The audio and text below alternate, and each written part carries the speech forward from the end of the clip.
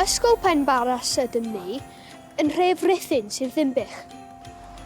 Rydym wedi dod i neuadd farchant y dref i ganu'n carol ni. Agorodd y neuadd bresennol yn yr 1860au ac mae'n dal i fod yn rhan pwysig o'n cymuned hyd heddiw. Mae yna ifanc bwyd yng Nghwm y Neuadd a da ni fel ysgol yn cyfrannu ato adeg diolchgarwch. Carol Cariad yw un enw'n carol ni. Ar un llaw mae'n sôn am tlodi a rhyfeloedd sy'n mynd ymlaen yn ein byd ni. Tra ar y llaw arall yn sôn am beintio enfys o gariad adeg y Nadolig.